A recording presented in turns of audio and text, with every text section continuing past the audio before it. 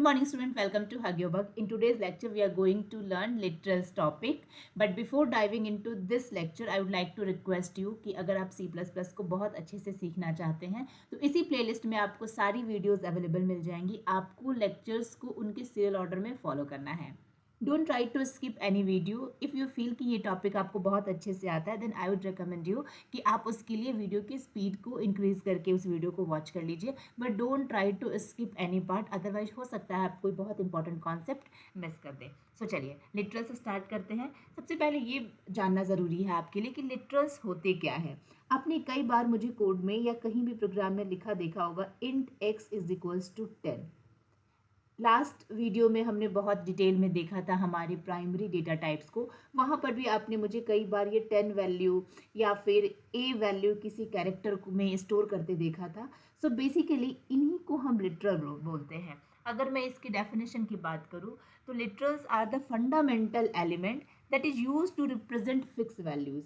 अब अगर आप ध्यान से देखोगे तो ये 10 क्या है, एक फिक्स वैल्यू है. ये a क्या है, एक फिक्स वैल्यू है जिसकी वैल्यू कभी चेंज नहीं होगी.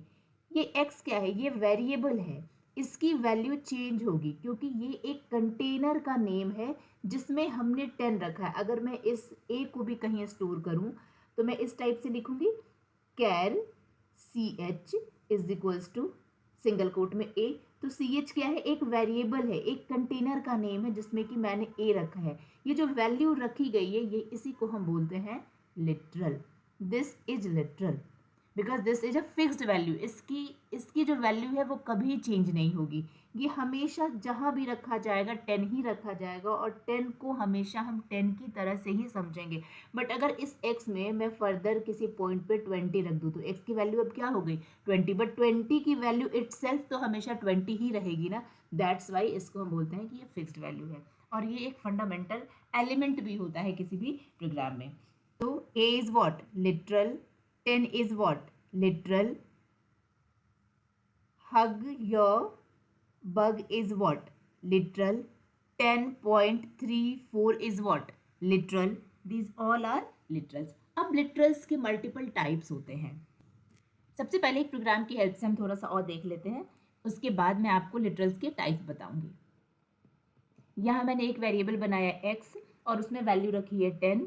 अब x की वैल्यू को मैं डिस्प्ले कर लूँगी एंड देन अगेन मैं इस x में एक दूसरी वैल्यू असाइन करना चाहती हूँ, लेट्स सपोज 13.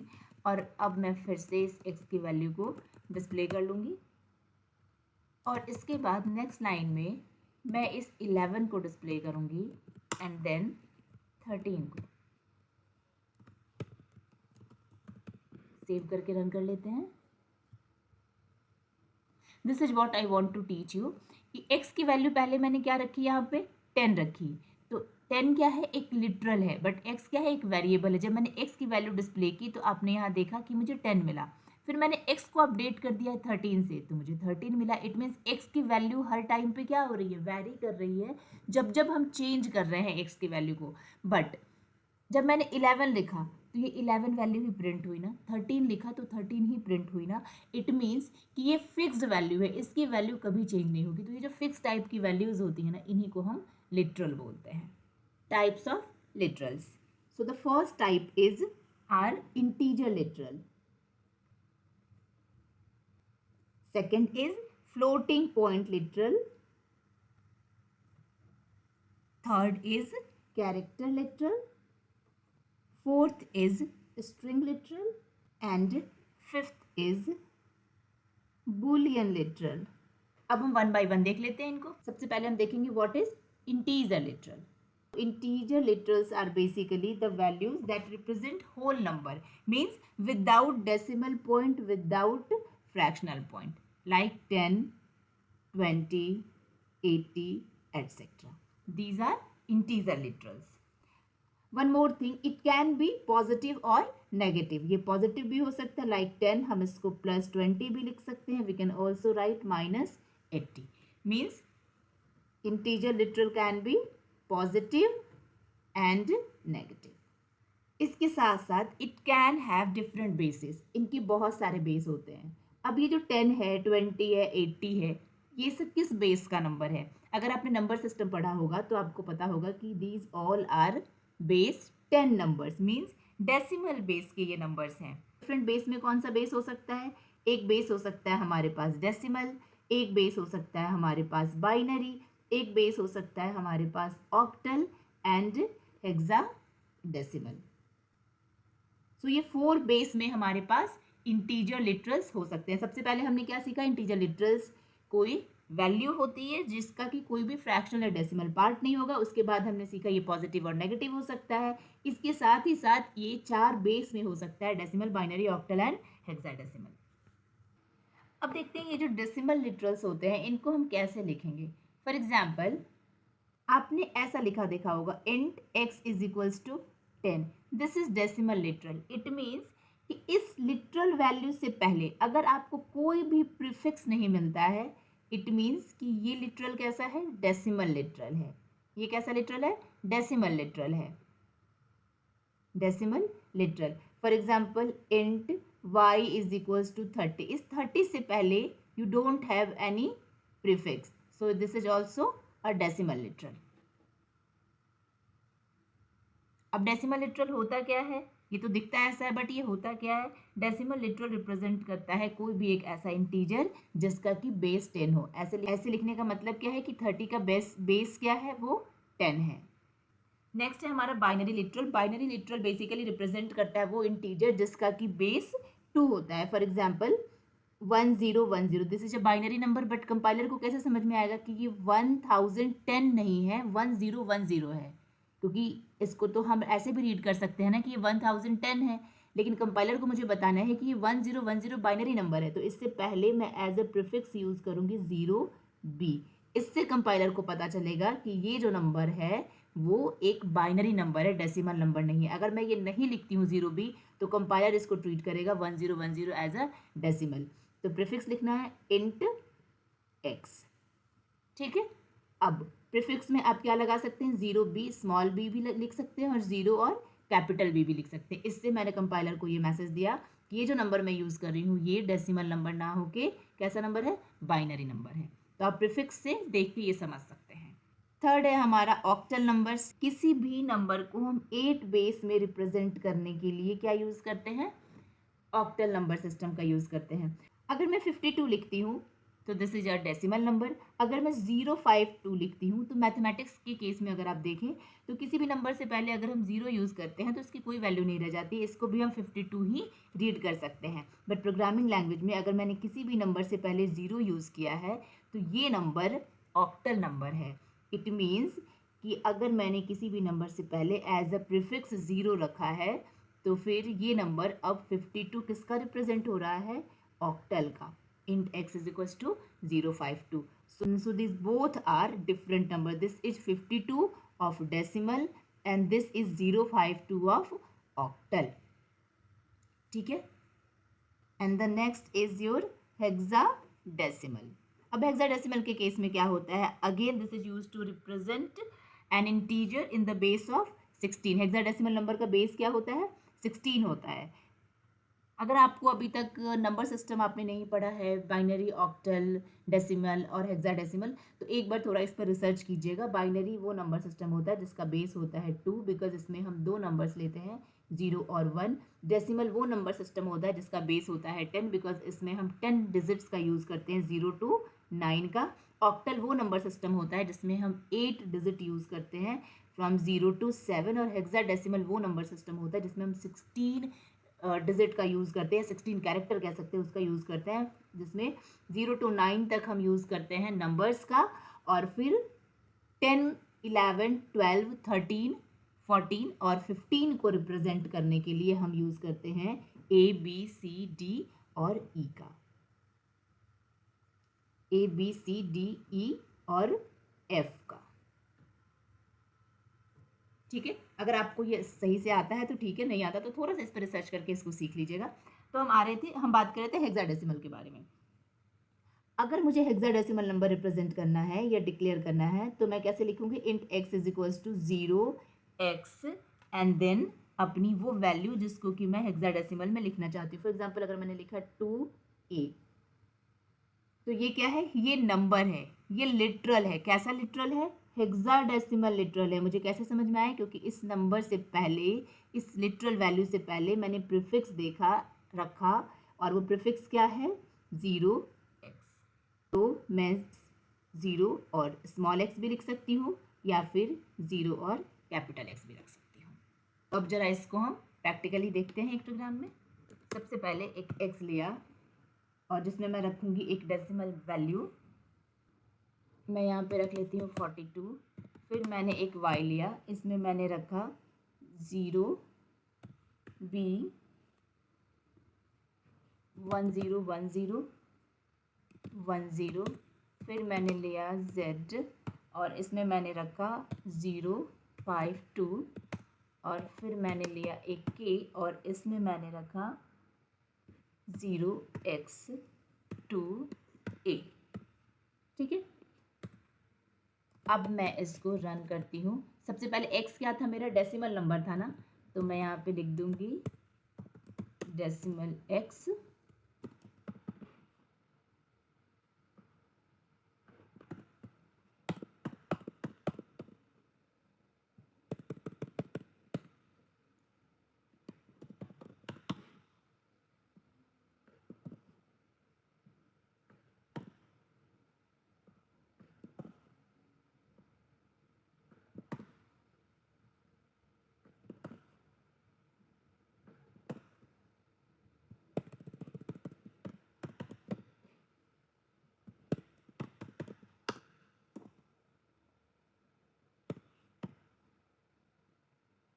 ठीक है, डेसिमल 42।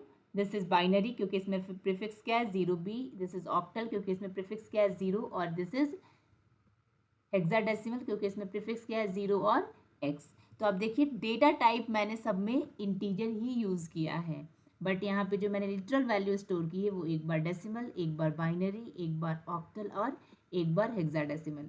तो आपको ये बिल्कुल भी नहीं सोचना है कि अगर आपने इंटीजर यूज़ किया है तो सिर्फ आप डेसिमल ही स्टोर कर सकते हैं। इंटीजर डेटा टाइप के साथ आप इन चारों टाइप की लिटरल वैल्यूज़ स्टोर कर सकते हैं, बिकॉज इंटीजर डेटा टाइप का मतलब है कि आपने एक 4 बाइट की मेमोरी रिजर्व की एक इंटीग्रल वैल्यू को स्टोर करने के लिए। अब वो इंटीग्रल वैल्यू कोई भी हो सकती है, डेसिमल हो सकता है, बाइनरी हो सकता है, ऑक्टल हो सकता है और हेक्साडेसिमल हो सकता है। रन करके देखते हैं आउटपुट इसका।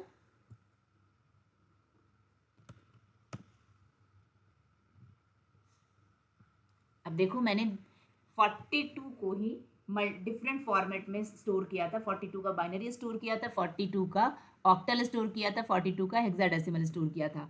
तो आपको आउटपुट में सारी वैल्यूज 42 ही मिल रही है। मीन्स सी आउट जो रिटर्न कर रहा है ना, वो डेसिमल वैल्यू ही रिटर्न कर रहा है, बट हमने स्टोर क्या किया था? 42 एक बार डेसिमल फॉर्मेट में स्टोर किया था, बाइनरी फॉर्मेट में स्टोर किया था, फिर ऑक्टल में और हेक्साडेसिमल में। इंटीजर के साथ आप किसी भी बेस के लिटरल वैल्यूज को स्टोर कर सकते हैं, irrespective of their base. Now next is our floating point literal. So floating point literal क्या होता है? Floating point literal basically represent करता है नंबर्स को विद देयर फ्रैक्शनल पार्ट और डेसिमल पार्ट। फॉर एग्जाम्पल, हमने लिखा 10.2, ये क्या है? फ्लोटिंग पॉइंट लिटरल है, बिकॉज हमने इसमें डेसिमल पार्ट को भी स्टोर किया है। अगर अब डेसिमल पार्ट स्टोर करने के लिए मैं डेटा टाइप क्या यूज़ करूँगी? फ्लोट। तो अगर मैंने लिखा float x is equals to 10.2, so this is your floating point literal. अब ये सिंगल प्रिसीजन भी हो सकता है और डबल प्रिसीजन भी हो सकता है, बट ध्यान देने वाली बात यह है कि बाय डिफॉल्ट ये जितने फ्रैक्शनल नंबर्स होते हैं ना, ये सब C++ में डबल ट्रीट होते हैं। तो अगर मैंने ऐसा लिखा है, इट मीन्स ये क्या है? डबल है। तो मुझे इसको ऐसा लिखना होगा, मीन्स इसमें सफिक्स में क्या लगाना होगा? F लगाना होगा। फ्लोटिंग पॉइंट नंबर में दो टाइप के लिटरल होते हैं, एक होता है फ्लोट लिटरल और दूसरा होता है डबल लिटरल। इन दोनों में डिफरेंस क्या है? सबसे पहले फ्लोट लिटरल के लिए हम जो सफिक्स यूज करते हैं वो हम यूज करते हैं इधर F और F। आपने ध्यान दिया होगा तो इंटीजर लिटरल में हमने प्रीफिक्स यूज किया था, बट फ्लोट में हम क्या यूज करेंगे? सफिक्स यूज करेंगे। डिक्लेयर कैसे करेंगे हम? Float x is equals to 10.2 f। अब ये क्या बन गया? हमारा फ्लोट लिटरल बन गया। क्यों? क्योंकि हमने इसमें सफिक्स यूज किया है f का। Next is your double literal. Double literal कैसे लिखूंगी मैं? Double x is equals to 10.2 d, और मैं d को स्किप भी कर सकती हूँ।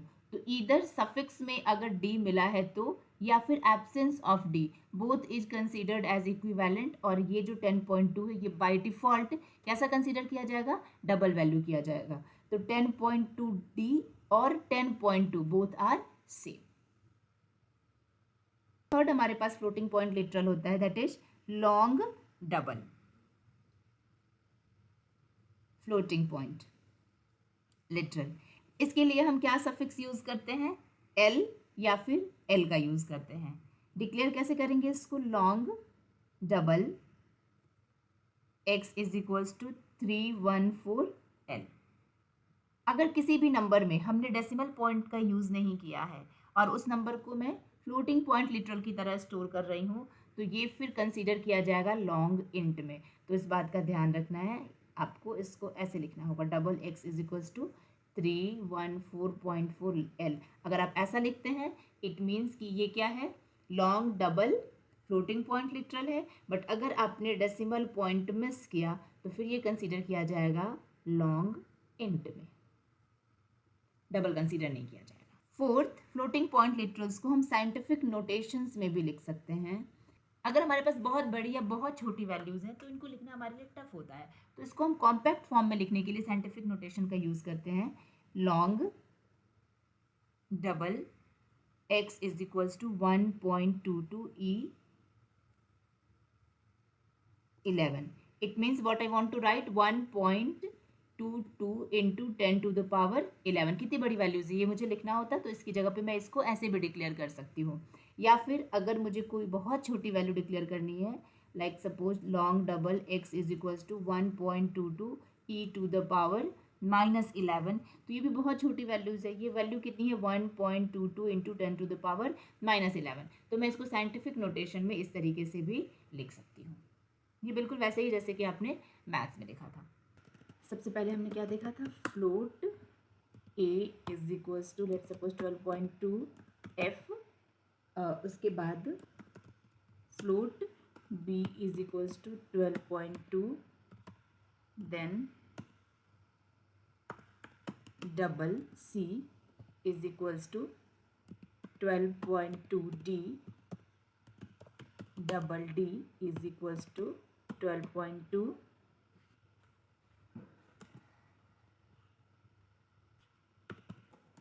and then long double e is equals to 314 l, long double f is equals to 1.22 e -11। अब जितनी वैल्यूज़ हमने राइट की हैं इनको हम क्या करेंगे, डिस्प्ले करके देख लेते हैं। 6 वैल्यूज़ हमने राइट की हैं, float B,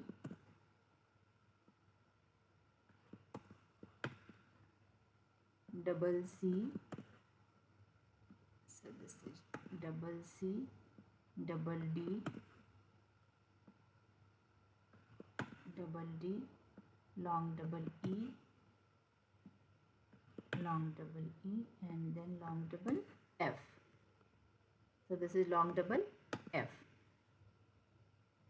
A B C D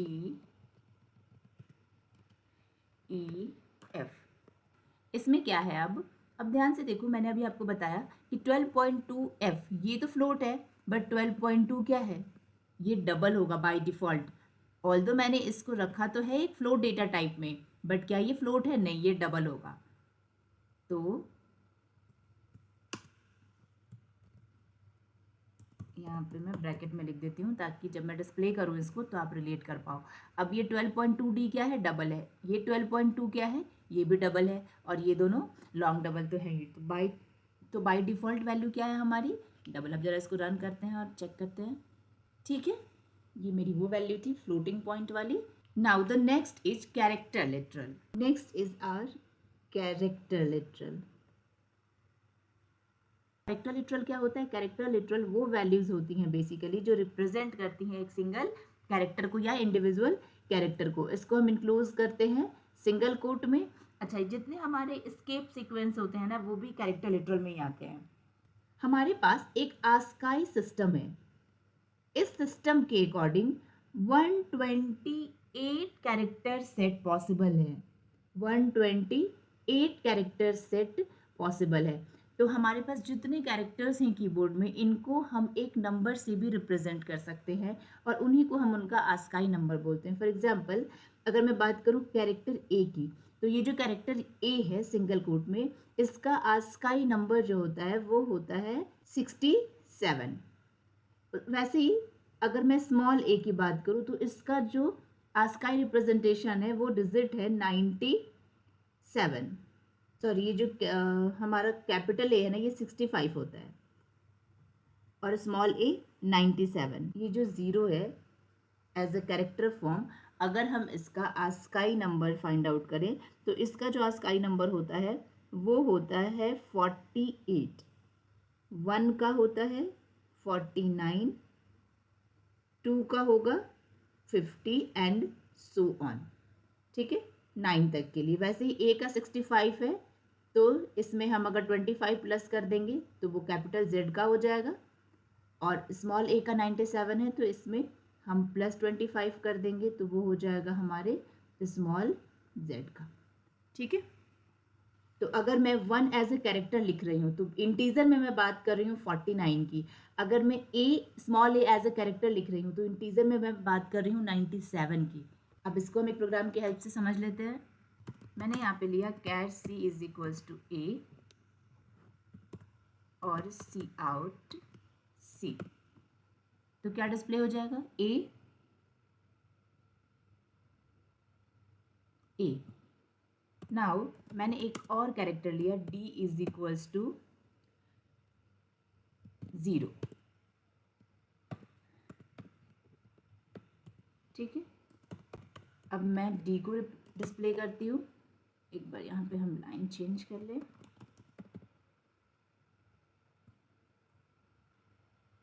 0, but अगर मैं इसको 0 एज अ नंबर लिखती हूँ तो ये फिर 0 एज ए इंटीजर स्टोर होने जाएगा, बट हमारे पास डेटा टाइप क्या है? कैरेक्टर है। तो जब मैं अब इसको रन करके चेक करूँगी तो इसकी जो वैल्यू आएगी वो क्या आएगी? एक नॉन प्रिंटेबल कैरेक्टर है ये। अभी नॉन प्रिंटेबल कैरेक्टर मैं इसको किसी और नंबर से चेंज करके दिखाती हूँ। 14 नंबर का जो कैरेक्टर रिप्रेजेंटेशन था यहाँ पे वो है ये एक सिंबल, और यहाँ पे वही सिंबल प्रिंट हो गया है। तो इससे आपने ये सीखा कि अगर आपको कोई कैरेक्टर इंसर्ट करना है तो आपको हमेशा सिंगल कोट का ही यूज़ करना है। देखो 1 जब मैंने एज अ कैरेक्टर रखा है ना तो मुझे 1 ही मिलेगा, लेकिन मिल गया 1। लेकिन मैं 1 को जब विदाउट सिंगल कोट रखूंगी तो ये 1 कैसा ट्रीट हो रहा है? इंटीजर ट्रीट हो रहा है, बट ये रखा कहाँ जा रहा है? डी कंटेनर में, और डी कंटेनर किस टाइप का है? कैरेक्टर टाइप का है। तो जब मैं डी को रिट्रीव करने, डी से एक वैल्यू रिट्रीव करने की कोशिश करूंगी तो मुझे कैरेक्टर रिट्रीव होगा, क्योंकि कंपाइलर को क्या पता था कि डी मुझे बनाना है किस टाइप का? कैरेक्टर टाइप का बनाना है।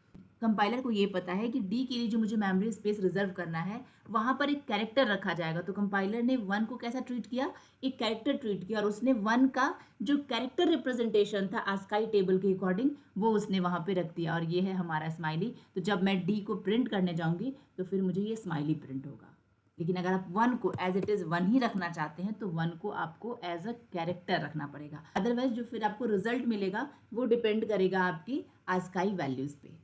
Next is our string literal. अब स्ट्रिंग लिटरल में क्या होता है? ये बेसिकली सीक्वेंस ऑफ कैरेक्टर्स होते हैं जिनको कि हम डबल कोट में इनक्लोज करते हैं।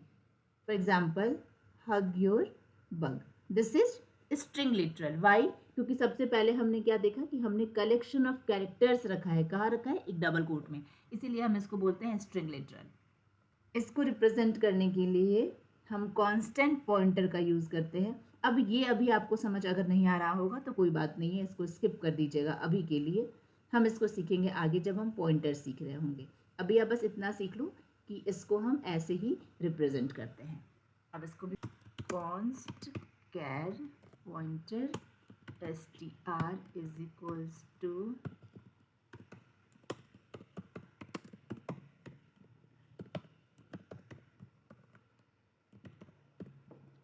ठीक है। अब इसको रन करते हैं। अब मैंने लिखा था रखा था str में और हग योर बग मुझे रिजल्ट में मिल गया। ठीक है, ये अब इस पे अभी आपको बहुत फोकस नहीं करना है। अभी के लिए आप इतना समझ लो कि अगर मुझे स्ट्रिंग लिटरल डिक्लेयर करना होगा तो यहाँ पे मैं एक वेरिएबल बनाऊंगी, उससे पहले जो मैं डिक्लेरेशन करूंगी वो कुछ इस टाइप का होगा, कांस्टेंट कैरेक्टर पॉइंटर है ये। और असाइनमेंट ऑपरेटर के right hand side means equals to के राइट हैंड साइड मुझे डबल कोट में वो कलेक्शन ऑफ कैरेक्टर रखना होगा जो कि मैं एक वेरिएबल में स्टोर करना चाहती हूँ। Next is our boolean literal. अब बूलियन लिटरल क्या है? बेसिकली जो बूलियन लिटरल होता है ना, ये ट्रू और फॉल्स वैल्यू को रिप्रेजेंट करता है, ट्रू एंड फॉल्स वैल्यू। इसके लिए जो हम कीवर्ड यूज करते हैं वो ये कैपिटल नहीं होगा। ट्रू के लिए हम लिखेंगे ट्रू और फॉल्स के लिए फॉल्स, ऑल इन स्मॉल। इन वैल्यूज को हम मोस्टली यूज करते हैं हमारे बूलियन एक्सप्रेशंस में या फिर लॉजिकल ऑपरेशंस में। डिक्लेयर कैसे करेंगे? इसके लिए जो कीवर्ड हम यूज करते हैं वो होता है bool x is equals to true. अब इस केस में क्या होगा, आपने तो x को वैल्यू असाइन की ट्रू, कंपाइलर इस x के लिए एक 1 बाइट की मेमोरी एलोकेट करेगा और यहाँ पे जाकर रखेगा 1। तो ये जो ट्रू और फॉल्स है ना, ये कंपाइलर ने सिर्फ आपके अंडरस्टैंडिंग के लिए आपको दिया है, बट वो इस ट्रू को हमेशा 1 कंसीडर करेगा और आपके फॉल्स को हमेशा 0 कंसीडर करेगा। तो जितने भी ऑपरेशंस परफॉर्म होंगे वो 1 और 0 पे ही परफॉर्म होंगे। ये सिर्फ आपके लिए, आपकी फ्लैक्सिबिलिटी के लिए, प्रोग्रामर की फ्लैक्सिबिलिटी के लिए, अंडरस्टैंडिंग के लिए, बेटर अंडरस्टैंडिंग के लिए हमें ट्रू और फॉल्स मिला है, लेकिन कंपाइलर हमेशा वर्क करता है 1 और 0 पे ही। तो इंस्टीड ऑफ कि आपने ट्रू लिखा है x में और y रखा है फॉल्स में, फॉल्स रखा है y में, यहाँ रखा क्या जाएगा 1 और 0। तो अगर मैं कुछ ऐसा स्टेटमेंट लिखूं, bool k is equals to X plus Y, ये दोनों लाइन लिखने के बाद तो आपने सोचा होगा मैं ट्रू प्लस फॉल्स लिख रही हूँ, बट कंपाइलर इसको ट्रीट करेगा x को 1 और y को 0 और k में जाकर स्टोर कर देगा, कुछ इस टाइप का होगा। ठीक है, अब इसको भी हम करके देख लेते हैं। अगर मैं प्रिंट करना चाहूंगी x और y की वैल्यू को, तो x की जगह पे 1 प्रिंट होगा और y की जगह पे 0 प्रिंट होगा, जबकि मैंने क्या रखा था, ट्रू और false. Bool x is equals to true, bool y is equals to false, C out x और y। एक्सपेक्टेड क्या है, ट्रू और फॉल्स, जबकि मिलेगा क्या मुझे 1 और 0। ठीक है, नेक्स्ट अगर मैंने bool k is equals to X plus Y रखा है और फिर मैं इसको सम करके प्रिंट करना चाहती हूँ k, मुझे क्या मिलेगा result, 1 plus 0 is equals to 1।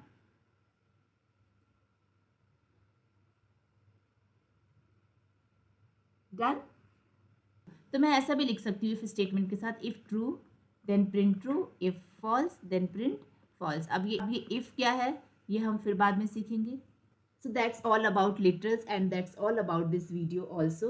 I hope I have added some value to you. In case it happens, please do let me know in the comment section below. Hit the like button, share with your friends and don't forget to subscribe the channel. Subscribe करने के साथ जो bell का button है उसको भी press करके you have to click on all notifications so that मैं जब भी कोई नई वीडियो अपलोड करूँ you will get notified. So I am signing off right now. See you in my next tutorial. Till then keep learning and keep growing.